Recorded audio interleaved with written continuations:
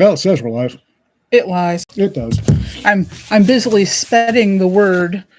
Share the link, guys. Let people know we're here and not on Jim's channel, please. Yeah. Right. So yeah, no, it is a pleasant day, as it is polleny. Yes. Yeah, no kidding. When we were in the Wichita Mountains a couple of days ago, I was seeing a bunch of pollen buds on the junipers, but they hadn't opened up yet, so they weren't releasing pollen. So I know it's coming. The pollinating. No kidding. So support the blanket fort for air conditioning or Heater or fire evacuation, because we're in high warning zones for fire. So ko-fi.com/blanket fort. Of course, this weekend, most of us will be down at FenCon in Dallas. So that might be ko-fi.com support. Yes. I'm not used to doing this, so I have an alarm going off in the middle of it. King Harv's Imperial Coffees for all your caffeinated needs. He's got some good ones. He does. Usually has the good sale, and please let him know that you heard about him from us. Can't speak today. Yeah. It's going to be a good one today. He needs to restock our coffee supply. Among the Leaves tees for all your snarky t-shirt saying needs. He's constantly adding new designs and refining things and pushing the boundaries of what he can get away with under copyright. So yeah, go check him out. And again, tell him you heard about it from us. When she says pushing the boundaries, she's not kidding. No. The man collects DCMA notices. Does he? Has he been getting them? Oh, yes. Oh. I'll guarantee you prints them off too. So big news is everybody will be at FinCon this weekend. I will be down there tomorrow afternoon. Me too. Yep. And then I'll be out of there Sunday evening because my husband is feeling well enough to come with me. So we're very excited for him to be able to actually go to a con again. And yes, the naked-faced Ian is a little unsettling here. You ought to see my... I was trimming everything up because I had to go get my driver's license renewed, and I had an oopsie. Just as a side note, BarCon starts in 4 hours at FenCon. So yes, the early arrivals will be down at FenCon in the bar, getting lit with ducks. And if you didn't see that on Tuesday, go back and watch it. There will be indoctrination.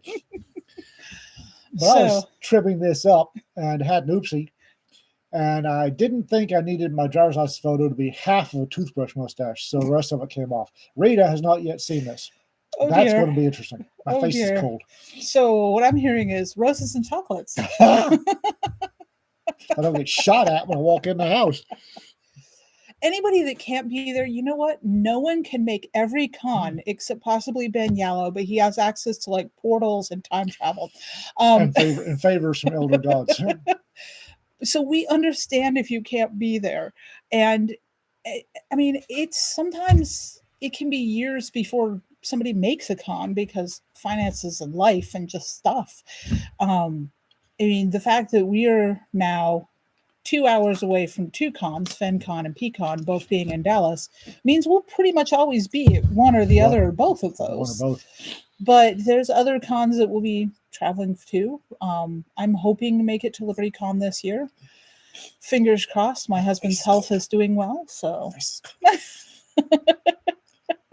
Yes, Don is right. I occasionally have an oopsie, but this one was special.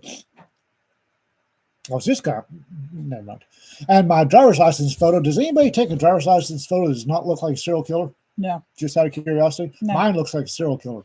Yep, so does mine. Okay. I think they're designed to be looking terrible.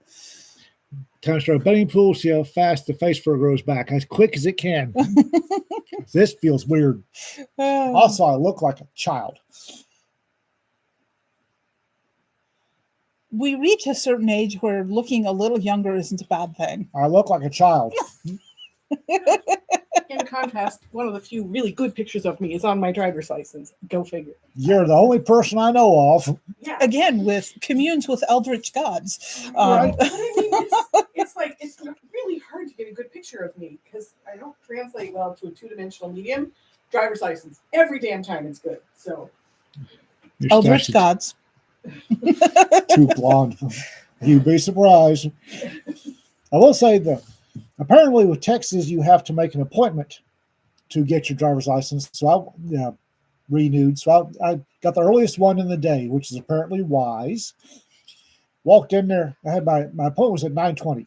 Walked in there at 9 o'clock with the stack of documents they allegedly require. And at 9:11, I was out of there. And of all the documents I bought, they only wanted one. I told the nice lady, I said, ma'am, why do I need this? She says, oh, honey, that's for people getting their first time driver's license.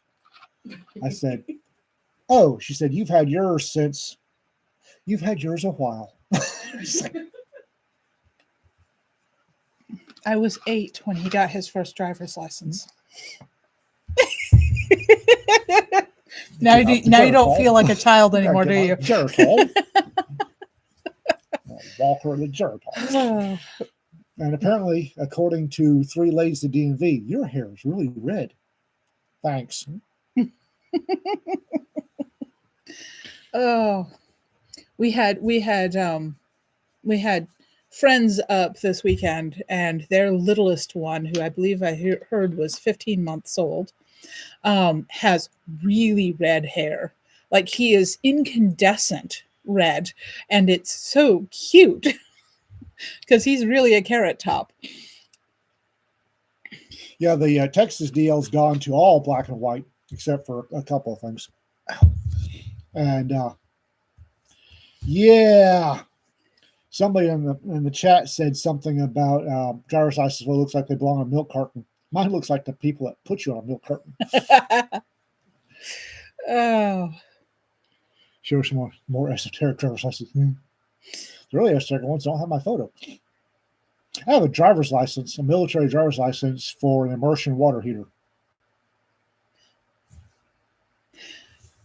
How do you drive a water heater? I asked, but it had to go on my driver's license.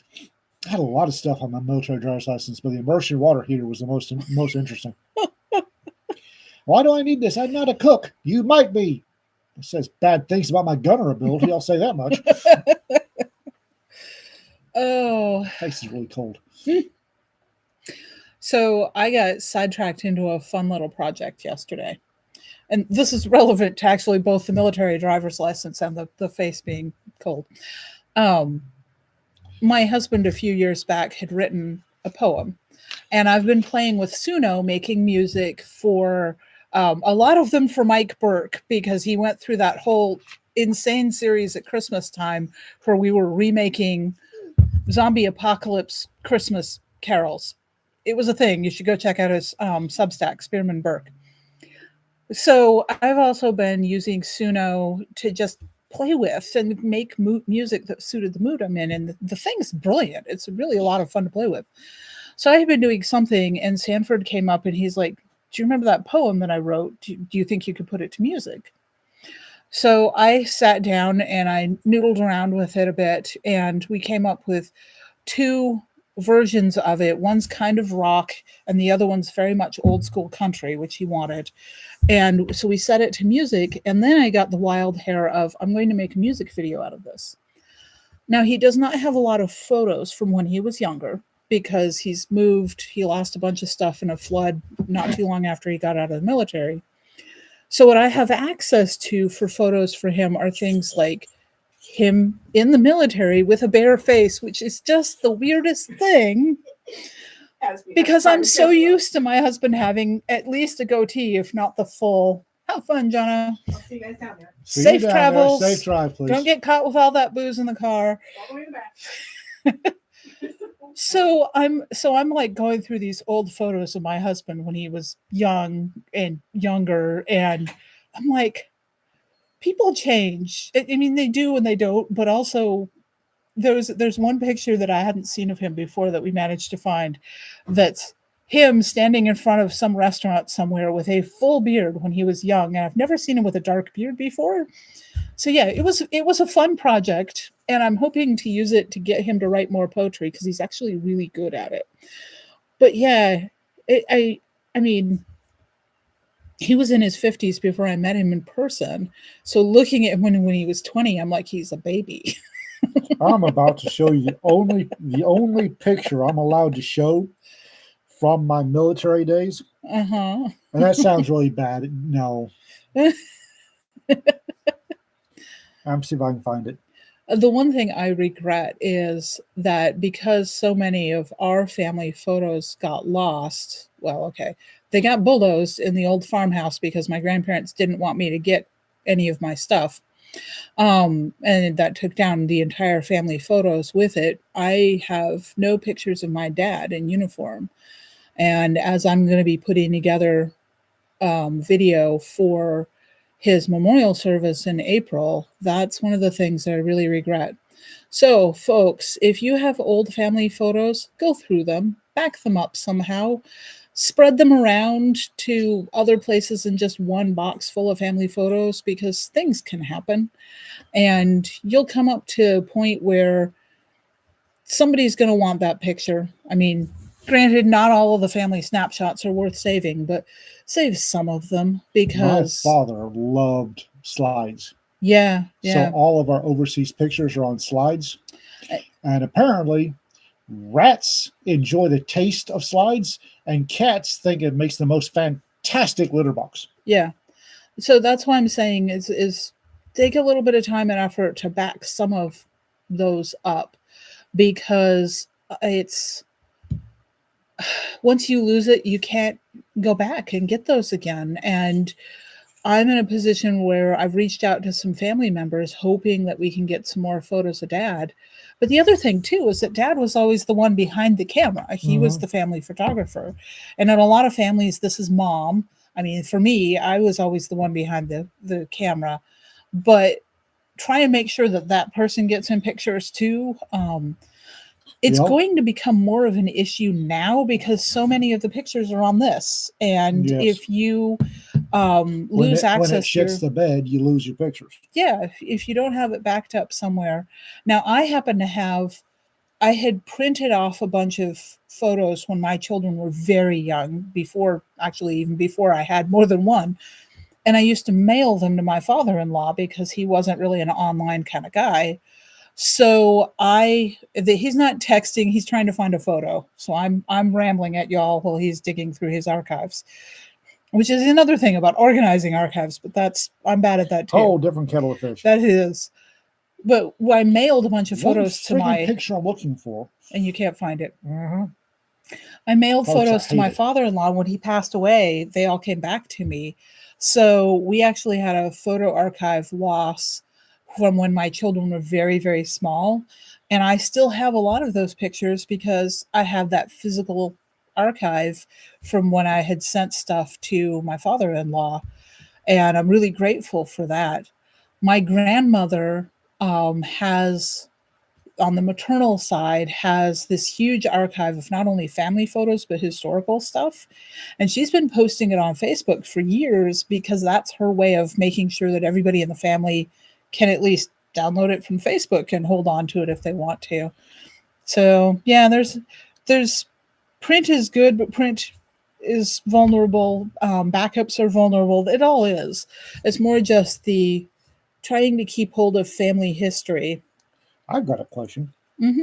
I got out of law enforcement 6 years ago, Yes. and I wasn't an investigator for a good 5 years before I got out. Why the hell do I have recent investigation files on my phone? That's a very good question, and one I'm not sure that I want to answer on live. Because I'm stubborn and I'm stupid. Yeah. Somebody, I'm trying to remember who it was. Someone on some Substack or X, I think it was, had talked about the fact that he wants to encourage people to sit down and tell their stories. In his case, he's a YouTuber. He does videos where he's talking about, well, it's like this, yes, but in his case, he talks about some of his military stuff and whatnot. But he was talking about the fact that his great grandmother, who he really, one. oh my goodness, yeah, okay, yes, Would you like to see Sergeant McMurtry from the sheriff's office? Yes, you would. Sergeant McMurtry, who was at the time an investigator.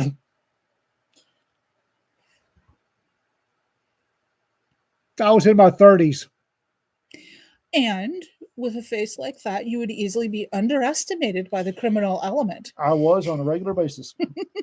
which you could then use.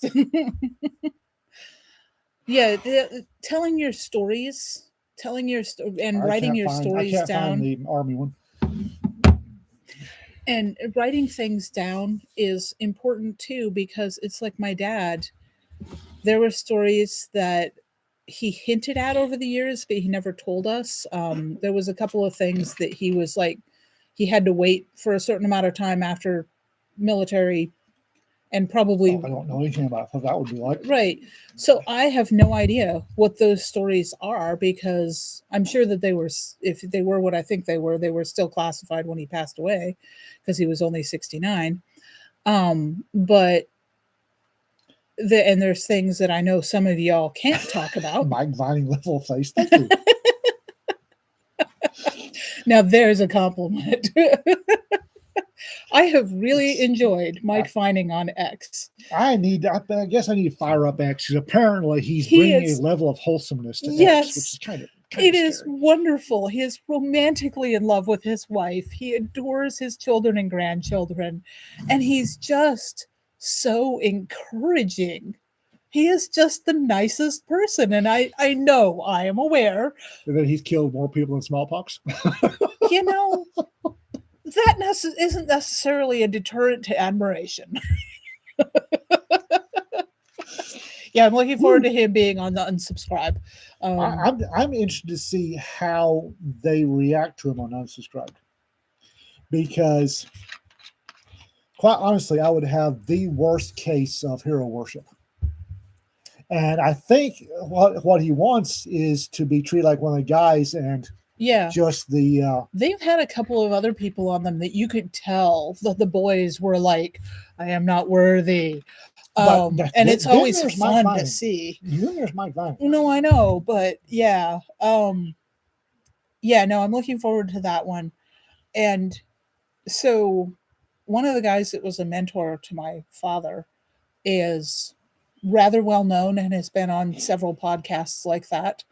I don't know that he know that Dad's passed. I'm not sure that I have a way of getting in touch with him, but it's interesting to know Dad's stories of this gentleman who was in Vietnam, and was early special forces in Vietnam, and is the one that broke both of Dad's collarbones in judo, almost certainly to keep Dad out of Vietnam. There are gentler ways to do that, but they're not nearly as effective. Yeah, Dad wanted to be a parajumper. Ooh, pararescue. Woo, Yeah, that's a God bless them, but PJs, those boys ain't wired right. Dad was a child of a military family, and he fully expected to be thrown into the meat grinder that was Vietnam. Mm. And he spent most of his adolescence preparing for that. And he enlisted, they deferred his enlistment date until 4 months after I was born, and that made him not be in Vietnam. So, but his stories from the Cold War are still, Yeah, and the ones he could tell me. I mean, but yeah, tell your stories, save some pictures. Cold War, my ass. And that's why. Here's a pet peeve has just suddenly popped up underneath me. There's my soapbox with all the little legs like luggage. The quickest way to make me very, very angry is to tell me that men who served during the Cold War are not veterans.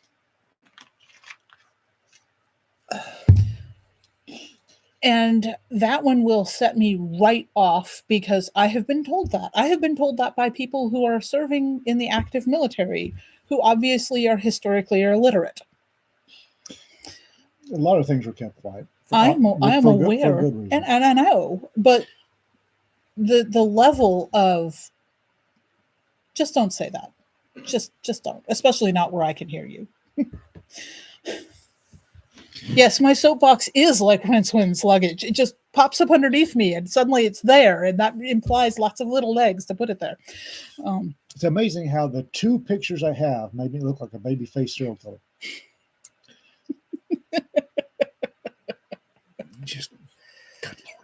My dad tried to enlist, but his feet were so flat, and I really that they didn't let him. So Uncle Don enlisted, and Uncle Don became a military cop in Saigon. Mm. Yeah. I think Uncle Don got in more combat than the infantry did. Probably. Oh, and it's like my husband was at one point in the Fulda Gap as a mortarman, and his life expectancy, should the balloon have gone up, it would have been approximately 20 seconds, because they were going to come through that with all the rolling steel they could muster. I remember when I OJT'd to Cav Scout from Small Arms Specialist.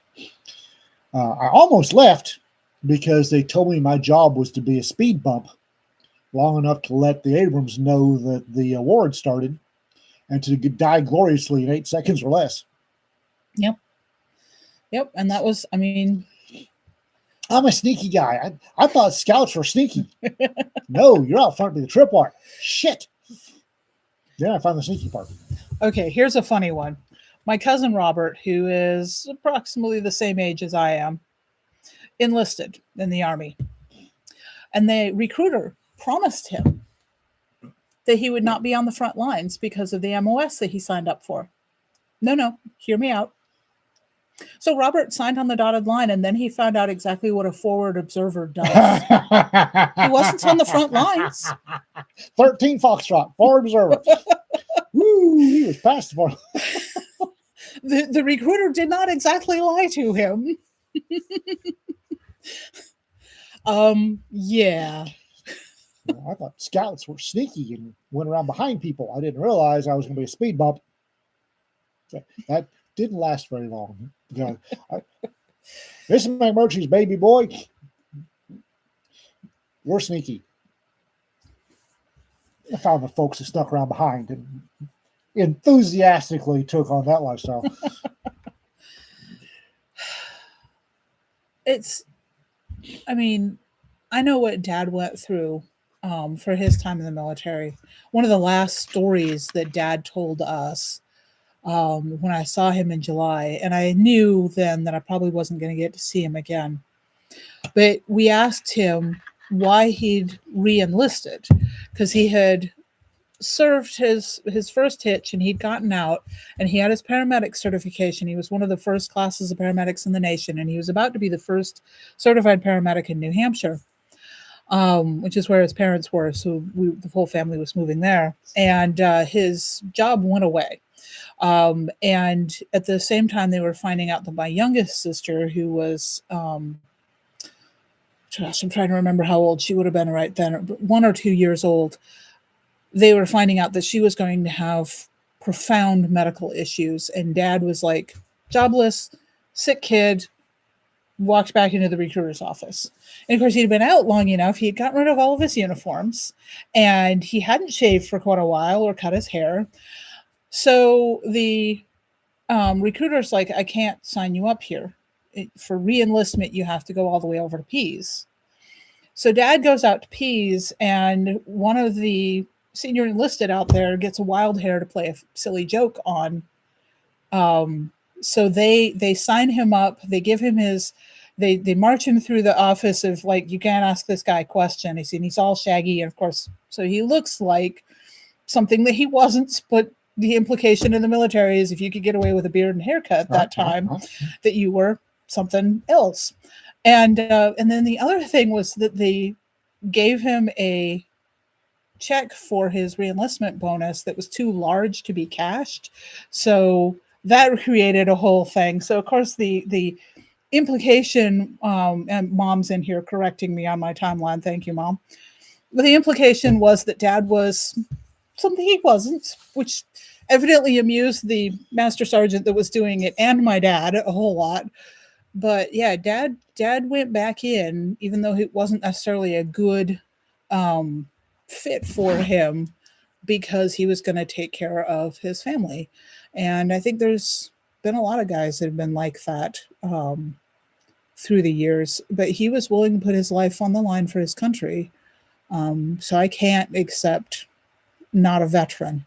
And If you look like this and you've got staff sergeant's insignia on your collars, people think all sorts of weird things about you. Just say jump wings and staff sergeant rockers, they think weird things about you. Not my fault. yeah, the decisions that we make, the things that we do for our family. And I know with Dad, that was a big part of what he did. He did a lot of things that took him away from us in order to support us. Your dad took you guys with you instead of leaving you here in the States. Yes. Which, yeah, Dad would never have left us in the States. But some people made that decision. My father did not know how to be a father. My grandfather was not a good man. His father's not a good man. Dad didn't really know how to be a father.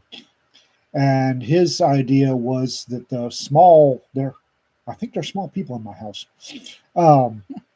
were just adults with height issues.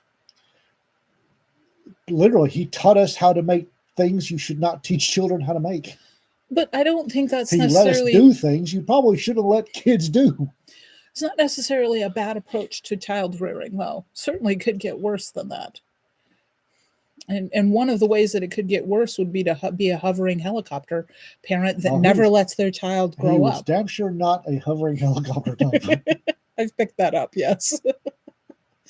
My parents gave me a lot of freedom in a lot of ways. And we usually lived fairly rurally, so freedom was not running around in a suburban neighborhood. It was stay on this side of this demarcation because there are large wolf prints on the other side. Not that stopped me, but leopards, lions, hyenas, grizzlies, psychotic natives with a ifrit fetish. Woo! Baboons. Baboons. Chasing that mandrill through the backyard. My mom was a little better at raising kids than Dad was. Dad, oh, look, they're chasing a baboon. Well, they may or may not catch it. If they catch it, lesson. Somebody will learn a lesson. Yeah, I was referring on Tuesday, last live stream, I was talking about having a moment when I was watching people do stupid things that was going to get them hurt. And part of the reason that I had that moment is because Dad included me in all of the training that he went through as emergency services. And I went on myself to get wilderness first responder and high angle rescue training. Not that I ever actually used those, because shortly after that I got married, pregnant, and had babies. And you can't really do that stuff when you have babies. But Dad just kind of stuff my mom did when she was pregnant with my baby sister. Well, it's like I took the ASVAB and found out a week later I was pregnant with my first. So that did that for me in the military. Delayed enlistment. No, because I got unpregnant and then got pregnant again and then got unpregnant and got pregnant again. And at that point, no. Somebody's mentioning my childhood gives CPS people the vapors. I learned real quick.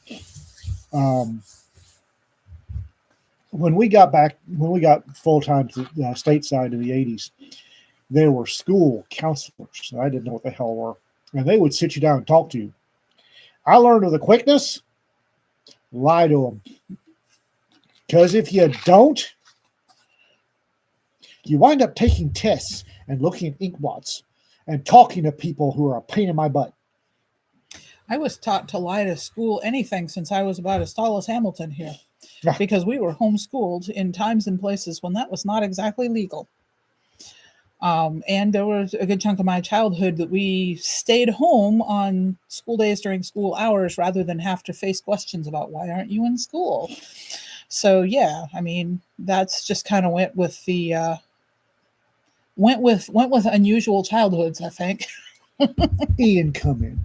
So tell me about the explosion in the chem lab. Well, I was making ammonium triodide. And what book did you check out? I didn't. Mom taught me. Woo! Yeah, no, the problem with psych tests is that they don't really work on smart people. Yes, this is true. I was flying back. We were flying back from Nigeria, and something happened, and I got separated on the plane. Mom, Dad, and Chris were in one row. I was either row or 2 rows ahead. Didn't bother me at all. And the lady who was my seatmate was a British school counselor of some kind. And I was 6 or 7, maybe. So she had these little pictures. Okay. And so we spent the entire trip from Heathrow to Miami with her getting even more and more excited as I went through this little booklet, and I was just having fun. Uh-huh. These were, hey, look, problems to solve. Well, would you like to solve this one? Sure, whee! And she gave me a stuffed clown as a present for made of little discs of material with a thread in the middle. Oh, yeah. As a reward for solving all 4 booklets. And then she walked me to Mom and Dad and ruined my young life entirely when she told my mother that I needed to be tested. And Mom said, for what? And she said for IQ. So I've had either 4 or 6 IQ tests, and I hate them. Mom refused to allow us to have our IQ tested, and I'm grateful that she did that, because they tell me that adult IQ tests aren't accurate, so I've never even. And also, I mean, talk about setting up a 6-year-old for a level of expectation he doesn't need. Oh, I still got gifted kid stuff, but that one's funny. Padre, the kid that told his teacher he was born in Timbuktu. Teacher didn't know it was a real place. Of course, it's a real place. I've been there. I know, but I could also see an American teacher going, "That's not real." Poor kid. Poor kid probably got the brunt of that one.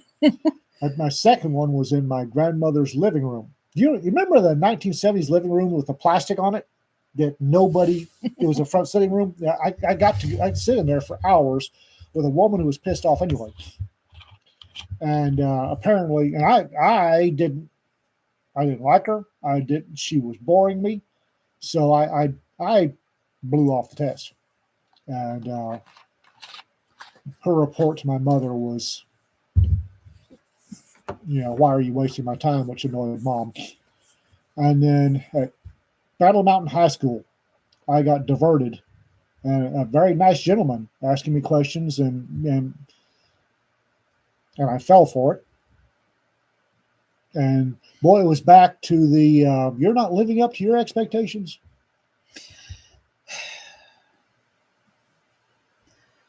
Yeah, it's on your blog a while back, and it still gets likes to this day, which is weird because it's been a while. I made a comment about abolishing the entire Department of Education, homeschooling for those that can. Not everybody can. For those that can't, one-room schoolhouses, small local control, small groups of children, and you don't have to worry as much about this because the teacher teaches them, but they also are teaching each other. If you have a small, I'm talking about a small one-room schoolhouse, like 30, 40 kids max. Because of all levels. Yes, kindergarten through 12th grade. And the kids teach each other. You set the last form kids to teaching the kindergartners and so on up. And it actually reinforces what they've learned if they're going to pass it down to the bit youngers, and reinforces the basics for them. And the other thing too is that if you get that whole gifted kid thing, people have expectations of you that might not fit what you need in life. So I know my grandparents, paternal grandparents, tried to get me into the very high end preparatory school in New England. So it's everything you can imagine it is. My grandfather taught there, and they tried to get me in on a scholarship, and I deliberately threw the test. I did not want to attend that school. Yep. Absolutely not. I smoked the ACT test and then figure out quick. I had to take both the ACT test and the SAT test. So did SATs are still a thing. I don't know if the ACTs are. I smoked No, the they ACT. are. Yeah. And I went into the SAT, and I figured out quick how to make the minimum score to keep everybody off my ass. How to score high enough to be one of the smart kids, but not somebody that has potential. And I did that. I think I got a 1290 on the SAT. 1290 sounds familiar. It wasn't. The SAT has changed numbering since I took it, and probably since you took it. So it's now a whole different. It's now a whole different if I thing remember right, than at it the time, was. 1400 was the best you could make. I made 1290. Mm-hmm. ACT, I smoked that. That was a fucking mistake. But if you wind up an IQ test that says 153, and you have an ACT test that you maxed out, certain people start holding up stuff assignments you've done and saying, does this look like something done by somebody with a 153 IQ? When I hit puberty, the ADHD landed on me with all 4 feet. It did. Hard. And studying and I had ADD inattentive. I would start my internal daydreaming. Squirrels, glow sticks. Yeah. My internal daydreaming was much more fun than what was going on. So I would drift off. It was inattention. And in the 80s, that wasn't a thing. If you were a boy with that sort of ADD in the 80s, I feel for you. I've been there. That was a particular level of hell for male children in the 80s. I had the advantage of being homeschooled up through first year of high school. And at that point, sorry, Mom put me into a little tiny Christian school, and it was absolutely the worst thing. Completely changed the arc of my life. And I mean, there's no going back and there's no changing it now. But it did mean that when one of my daughters came to me and was like, I am going to do just enough to pass high school.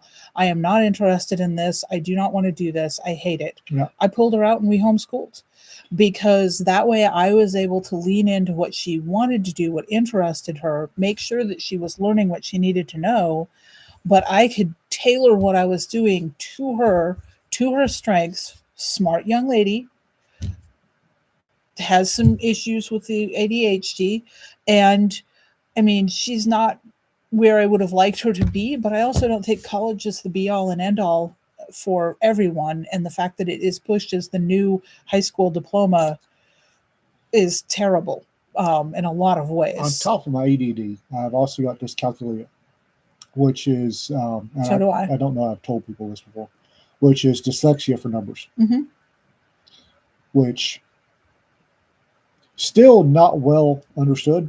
Yeah. Damn sure wasn't in the 80s. Yeah. So I would smoke everything. Science was my best subject. Math was my worst, because the numbers kept moving, and I would tell people that I can't keep those numbers. Don't stay, and no, you're just lazy. Numbers don't stay. No, they don't. If I have more than 4 numbers, I have to write. I have little tricks I do to allow me to function with math. I don't function well at all. Those rolling rulers, the transparent rolling rulers with a line, those things are great. I use them vertically and horizontally. Make life a hell of a lot easier. Yeah.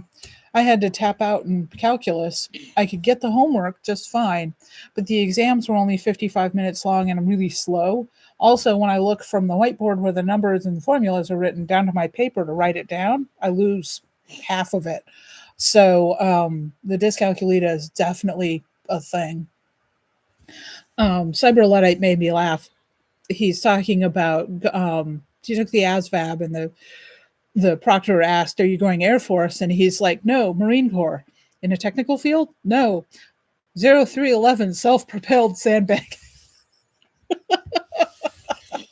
In math, I smoked geometry. Geometry was easy. Geometry's patterns. fun. Geometry patterns, and even trigonometry, plane trig.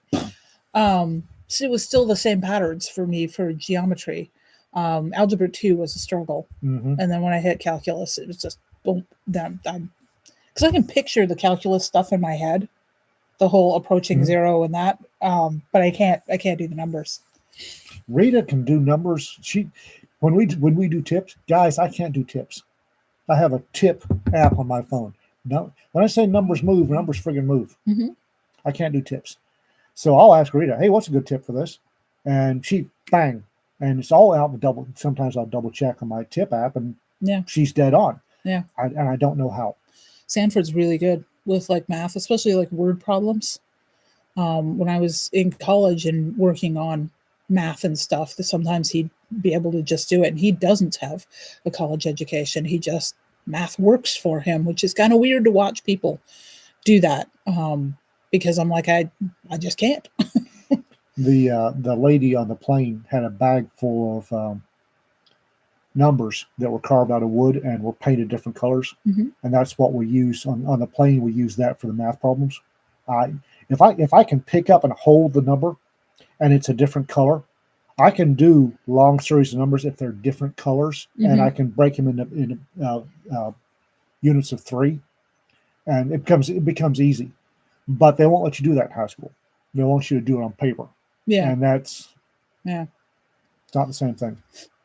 Yeah, I wonder if you would have done well with an abacus. Abacuses and slide rules were my friends. But again, funny enough, they won't let you use a slide rule in high school. Why? They wouldn't let me. I was taught how to use a slide rule in high school, and it was already considered passé. I just had some very old school teachers. They let you bring in a calculator. But again, the calculators do the numbers on calculators still move, guys. For some reason, on slide rule, they don't. If I'm moving it with my hands, it doesn't move. And I know that's weird. Well, no, because there's lines. I've tried to explain it to people, and I inherited my father-in-law's slide rule, but I no longer remember how to use it. It's been too long, and I never needed it for anything because calculators. So, yeah.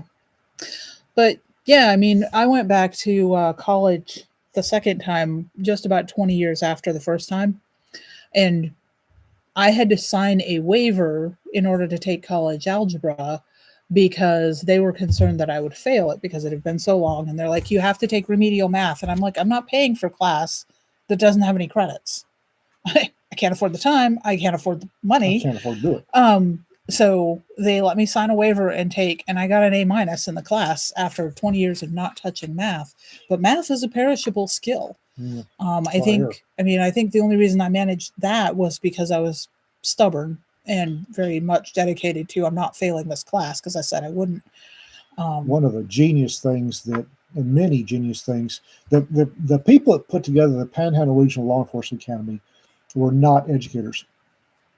They were line cops. They were street cops. They were elected sheriffs, and they were geniuses. Because one of the first things you learned, or did back when I went to the Panhandle Regional Law Enforcement Academy, was you took a 4-hour class that was nothing but figuring out how you learned, which I did not realize in 1993 was a thing. They had this, everybody had to sit and in these little cubicles, and they figured out your learning style, which I did not know was a thing. And they had the director of the rescue unit, which is the Texas Department of Corrections unit for the cuckoo for Cocoa Puffs, who was a trained psychiatrist and very, very smart man. and smart in multiple ways. He was the one. No, never mind. And he looked at me and said, "You are such a tactile learner, a kinesthetic learner. It makes my brain hurt." On secondary, mild secondary on visual, nothing on auditory. I don't learn via auditory at all. You can tell me something, and it literally goes in one side, out the other, and it's gone. He's If you want to tell me something important, I have to write it down. He said that, I've never seen somebody score so high on kinesthetic learning before. You poor thing. He came back later on because, again, these were street cops, and they figured that if once you got out of there and went on to an agency, you were going to have to take a psych eval. So they went ahead and did the psych evals. Yeah. Has everybody heard me say special music on CNN? Special music? Right. Okay. There will be special music on CNN. Okay. I got that in '93 from the warden of the rescue unit who did my psych eval, and then made me come in for a second one and said, okay, with your listen to me, when you burn out, quit, because if you don't, there will be special music on CNN. I see. Yeah. There will be special music on CNN. You wasn't wrong. Said, I'm looking at your. They did the first one, which was just fill in the blank, and I had to come in for an interview. And then he caught me cheating. Oh, yes, because Don says never be honest on a psych eval. He caught me. And he said, all right, now that we've gone through the bullshit, let's do this again. Fuck. Said, there's a Crusader part of you. Now, when you burn out, go ahead and quit and retire, because if you don't, there's going to be special music on CNN. So, fuck. He also told me not to go to a large apartment because I'd go nuts. And he was right. I went to a medium-sized apartment and went nuts. We are granted a few people in our life that really see us and are honest enough to tell us what they see. And then it's up to us what we do with that. You've got a bit of a Crusader mindset. When something means a lot to you, you'll burn down Jerusalem. Yeah, he's right. Yeah, I mean, the education system, the way it's set up in the United States right now, in fact, from the beginning of it being set off, and that's a rant we don't have time for today, is profoundly wrong. So it's far better to get yourselves and your children out of it, because there's no reforming it from the inside. The whole thing needs to get torn down and make the rubber bounce. And then little tiny local schools and homeschooling. There are many things that a broad overreaching government does not need to be involved in, because a broad overreaching government wants cookie cutter. Mm-hmm. Everything has to be cookie cutter. Teaching children is, speaking as one of the odds, teaching children is not one of those cookie cutter moments. You cannot force them all into molds. Well, and the other thing too, that's relevant to this, because I was looking up one of my cookbook authors the other day, and she was a early advocate for early childhood education in the 1900s. Kate Douglas Wiggin wrote Rebecca Sunnybrook Farm and a bunch of other stuff too, and a cookbook, which I own. I looked at that, and I know that in the 100 years since she was an advocate for it, we now know we have followed large cohorts of children from starting their education at like 3 or 4. It is actually detrimental, strongly detrimental. The data is incontrovertible. It has been replicated time and time again. Early childhood education does more damage than bringing a child into the school system late. Yeah. And because it burns them out on school. And it did me. And I loved having a tutor. Yeah.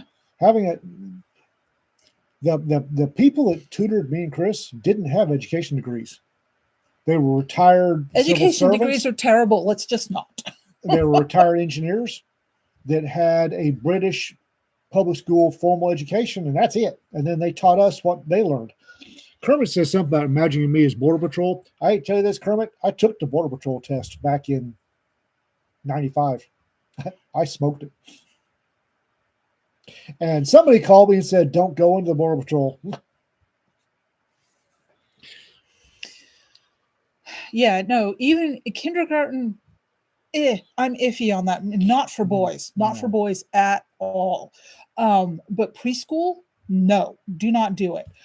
It is, and there, anybody wants to know, I will dig out the studies and put them up. But we have strong evidence that preschool is terrible. It's the worst thing. But I mean, daycares these days, they get cachet by having the early childhood education, so they get more money and they get more people signing up for it, because, and that's a whole mess too of why we need daycare. And I strongly think that in those, I think that once puberty hits, boys and girls should have separate educations. Boys do not learn the same way girls do. No, that's true all the way through school. Boys and girls learn differently. It really, as a boy, it really kicks in at puberty. And once the hormone storm starts up, let's give them some space from each other for a while, because they need that. A lot of the issues that we see today in schools are because too much togetherness time. Not too much togetherness, and trying to teach boys in the way that girls learn best, which is not. Yeah, and so the educational system as it is very female oriented. Not necessarily because initially they were trying to be female oriented, although they certainly are now, but because it was the easier way to teach. Was girls are easier in a sit down classroom. Yeah. And the default for any human thing is to go with the easy path. And sure, you'll have extraordinary educators, but most of them are not extraordinary. That's what the word means. Yeah. And when I talk about learning styles, girls are very audio and visual. They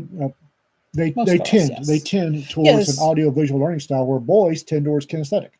Give us grog club. Ook. That's how we learn. Yep. Which one of the reasons for such, that boys tend towards mechanics and gunsmithing is the fact that it's small pieces that you're moving, you're manipulating. Well, and fine motor control develops a little later for boys. Yeah, no kidding. But I mean, it's about like 36. It's like I talk about using cooking for teaching. With cooking, you have a built-in reward. You're going to get to eat whatever you get on the other end, unless you really screw it up, in which case you're going to be sorry and you'll learn for the next time. But cooking allows the teaching of math, chemistry, history. And it's like you can basically just do school by cooking 3 meals a day and doing a little bit of talking about it while you're doing it. It's easy. Kids absorb knowledge like sponges. All you have to do is feed that. I mean, feed it in the way that's palatable. Yeah. Again, female teachers, cooking is absolutely STEM. God bless female teachers, but a female teacher, when she was a child, learned a certain way, and she thinks, for the vast majority, that's the only way to learn. Cedar might understand kinesthetic learning, but a lot of the lady teachers I had did not understand the blocks of wood, the wooden number box painted that I could move around. Boys need that. And Kermit's not wrong. Kids absorb stuff. Doubt me? Drop one curse word in front of a 3-year-old and he'll show you repeatedly. Rita's story about that, her at that age, is hilarious. Tom, we might need to borrow you for Imaginarium, possibly. Oh, so it's that time. We should talk about stuff. And one of those is why we might need somebody on the spot in Imaginarium. One of our authors, Fred Phillips, for his middle grade book, Dreams of Golden Fire, has been nominated for an I'm a Djinn word. And so the bulk of Rack Press is going to be at Writers Cantina the same weekend as Imaginarium. Writers Cantina in Utah So we might need to have somebody So- accept the award.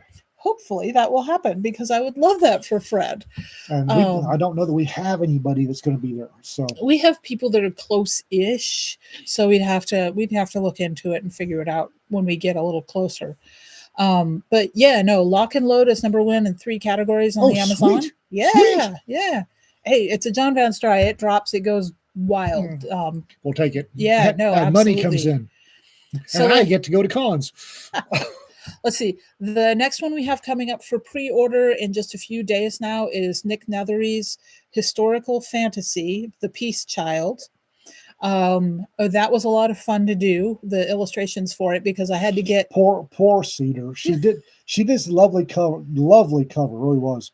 And both Nick and I were looking at it going, no, it was a draft. It was Yeah. never meant to be the final because It's I like- knew Cedar, it can't have modern Springfield carbines on it. No, we need to have flintlocks or wheel locks. it's set in It's not a big deal. No, it's set during a time when wheel locks were the firearms being used.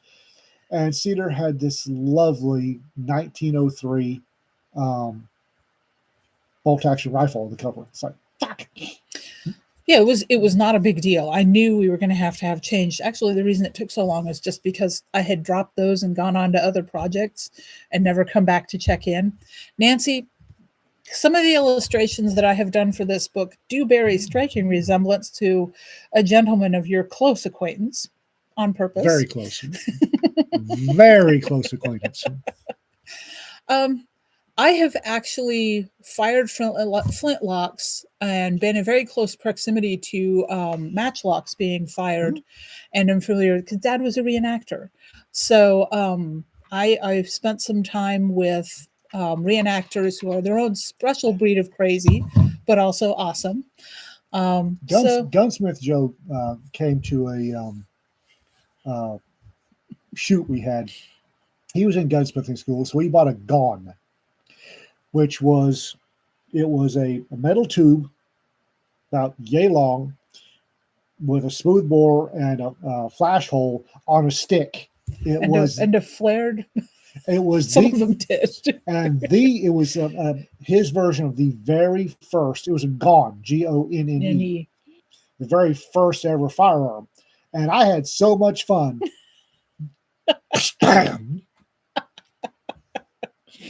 I built a wheel lock. Don't do that. Wheel locks are. There's a reason that we advanced beyond those. Yes, they are extremely fiddly. Mm-hmm. You need to have a watchmaker apprenticeship before you start making a wheel lock. Go, woo! Yeah, unfortunately, my dad's guns seem to have disappeared after his passing. I built one because I wanted to. And I'm glad I did, but good God. One of the guns that I'm sorry and that I'm not going to be able to inherit is he had a punt gun that my grandparents, bless them, brought home from England because it was a 16th century gun, well over 6 feet long, on the airplane because it wouldn't fit into any luggage. This is obviously before 9/11. And it was a very, very old gun. So people were like, fine, whatever. 2 gauge. I don't know. It's like 7 feet long and has a barrel like that. And it was used for shooting birds while it was firmly anchored to a boat in a pond. Yep. It was a punt gun. Yep. That's a punt gun. Yeah. Love those things. It's for, when she says shooting birds, she doesn't mean birds. A bird at a time. One she shot. Birds. That flock there. Poof, feathers. Running a throw class for a 9-year-old. Ha! Not sure the 9-year-old will survive. So, survival classes should be started as soon as the child is outside on their own. And you start with very simple principles and then you build on them. Dad did that with me. It's the reason that even for a little hike not too far from home with lots and lots of people around, I had a full survivor kit in my bag when I was up in Wichita Mountains because things happen. And if you don't need it, somebody with you might. Yep. So, yeah. Sorry, class. You got a knife? Why not? 9-year-old's old enough to handle having a pocket knife. And 9-year-old is old enough to handle your basics of orienteering, map and compass training, because this battery dies, you might be out of cell service. Don't rely on this ever. Paper maps all the way. You can do so many things with a watch that has hands that a digital watch, digital watch you can't do with. Well, the digital watch will die. Yeah, a watch with hands, you can. Good Lord, the stuff you can do. Mm-hmm. Figure out north, east, and west, which gives you north and south. If you've got the time, distance, velocity triangle, if you have two of them in a watch, the watch gives you one of them, and you have one of the other two, you can figure out the third. There is a lot more to survival than I am sure that Walmart is covering themselves by not selling anyone under 16 a knife. That's not Walmart. That's a lawyer. Walmart asks for ID on some of the weirdest things. I'm trying to remember. WD-40. I bought WD-40 and they wanted to check and make sure I was over 18. First of all, why, thank you. But secondly, super glue. And I mean, I'm aware. Yeah, but it's just okay. We are at that time. Is there anything else we need to talk about? Come see us at FenCon. So, if you're at FenCon and you want to talk rack press stuff, see Ian and I. Jonna is trying to take the con off and low key be in the bar con and have some fun. So come talk to Ian and I and let Jonna have her time to just chill and be a fan, which is always a nice thing to be able to do. There's going to be some. I'm impressed by some of the folks that are coming. Yep, it's gonna be a good con, and we'll tell you all about it next week. And gosh, we'll have more books to talk about then. I will have out by the end of the month my next novel, Tanager's Fleet, will be out by the end of the month. Right now, the editors have it. I fear the red ink, but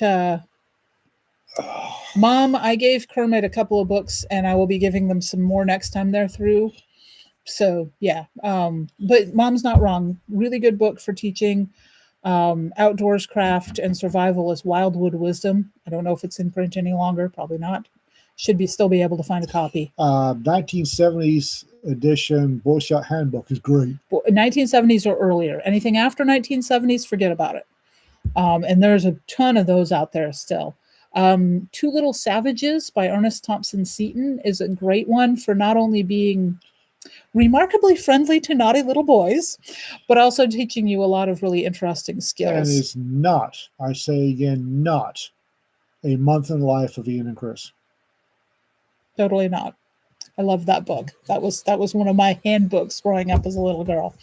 So, yeah, I haven't given the Dangerous Book for Boys a really good look, but yeah, Scout manuals are a great one. The older, the better. The Field Expedient Guide to Explosives is not bad. I have a whole bunch of this stuff, and I should probably do some things on my blog about this. I used to have the FM number for the Field Expedient Guide to Explosives memorized, and I can't believe I can't remember it. The Air Force Survival Handbook, which was my dad's from his time in service, was another one of my Bibles when I was growing up. I did a lot of the things in that book and found out that some of them were wrong. Right. Anarchist Cookbook was a massive disappointment. So I think we're going to wrap it up. And thank you all for coming to listen to us rant today. We will be back Tuesday. We'll be here Tuesday. Stories. Probably with stories. May still be hungover. Not sure. I have to drive, so no. And hopefully I'll have at least some fuzz. Because this is driving me nuts. Yes. All right, guys. Y'all be safe, and we will see you on Tuesday. Y'all be safe. Bye.